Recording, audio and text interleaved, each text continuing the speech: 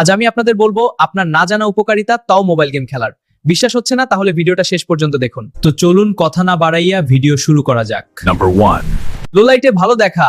University of Rochester গবেষণায় দেখা গেছে অ্যাকশন গেমরা আবছা পরিবেশে অবজেক্ট দ্রুত শনাক্ত করতে পারে, কারণ গেমে সবসময় ছায়া, দ্রুত মুভমেন্ট, দূরের শত্রু এসব ধরতে বা বুঝতে হয় সেকেন্ডের ভেতর।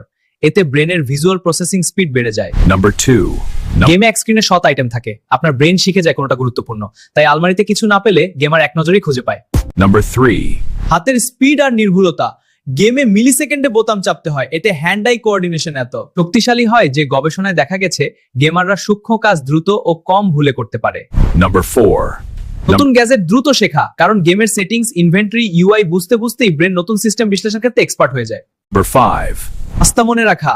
ওপেন ওয়ার্ল্ড গেমে ম্যাপ, ল্যান্ডের শর্টকাট ফাট্টো মনে রাখতে হয়, এতে গেমাররা একবার গেলে পথ ভুলে না। তাহলে দেরি কিসের, চল মোবাইল থেকে একটা গুতা মেরে গেম শুরু করি। কিন্তু দাঁড়াও, এটা ভালো কিন্তু নির্দিষ্ট সময়ের জন্য, তা না হইলে লাভের লাভ হক বা না হক তুমি বাদাইমা ঠিকই হবা। আর তুমি বাদাইমা হও বা না হও, গেমার হও বা না হও, কিন্তু আমার চ্যানেল সাবস্ক্রাইব করে সাবস্ক্রাইবার হয়ে যাও।